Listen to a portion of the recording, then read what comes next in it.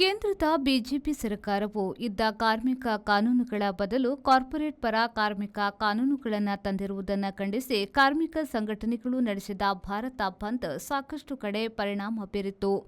ದೇಶದ ಕಾರ್ಮಿಕರ ಹಿತರಕ್ಷಣೆಗಾಗಿ 29 ನಿಯಮಾವಳಿಗಳ ಕಾನೂನುಗಳು ಇದ್ದವು.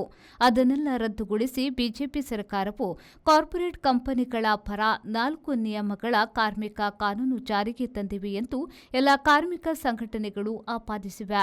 ಆ ನಿಟ್ಟಿನಲ್ಲಿ ನಡೆದ ಭಾರತ ಬಂದ್ ಮುಖ್ಯವಾಗಿ ದೇಶದ ನಗರ ಪ್ರದೇಶಗಳಲ್ಲಿ ಜನಜೀವನ ಸ್ತಂಭಿಸುವಂತೆ ಮಾಡಿತ್ತು. ಮುಖ್ಯವಾಗಿ ಬ್ಯಾಂಕಿಂಗ್ ಸೇವೆ ಹಾಗೂ ಸಾರಿಗೆ ವ್ಯವಸ್ಥೆ ಅಸ್ತವ್ಯಸ್ತಗೊಂಡಿತ್ತು. ಇಂಟಕ್, ಎಐಟಿಯುಸಿ, ಎಚ್ಎಂಎಸ್, ಎಐಯುಟಿಯುಸಿ, ಎಸ್ಇಡಬ್ಲ್ಯೂಎ, ಎಐಸಿಸಿಟಿಯು, ಎಲ್ಪಿಎಫ್, ಯುಟಿಯುಸಿ ಎಂದು ಜಂಟಿ ಕಾರ್ಮಿಕ ಸಂಘಟನೆಗಳು ಕೂಡಿ ಈ ಹೋರಾಟವನ್ನು ಹಮ್ಮಿಕೊಂಡಿದ್ದವು. ಮಂಗಳೂರು, ಬೆಂಗಳೂರು ಸಹಿತ ದೇಶದ ಎಲ್ಲಾ ಕಡೆ ಭಾರತ ಬಂದ್ಗೆ ಸಾರ್ವಜನಿಕರು ಹೆಚ್ಚು ಸ್ಪಂದಿಸಿದಂತೆ ಕಾಣಲಿಲ್ಲ.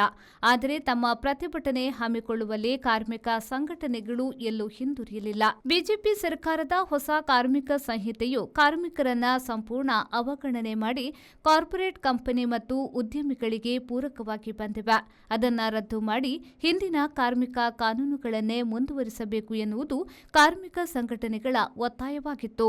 ಅವರು ದೇಶದ ಎಲ್ಲಾ ನಗರಗಳ ಪ್ರಮುಖ ಸ್ಥಳದಲ್ಲಿ ಸೇರಿ ಪ್ರತಿಭಟನೆ ಮಾಡಿದ್ರು ಮತ್ತು ಬಿಜೆಪಿ ಸರ್ಕಾರದ ವಿರುದ್ಧ ಘೋಷಣೆ ಕೂಗಿದ್ರು. ಎಲ್ಲೂ ಅಹಿತಕರ ಘಟನೆ ನಡೆದಿಲ್ಲ ಎನ್ನುವುದು ಉಲ್ಲೇಖನೀಯ.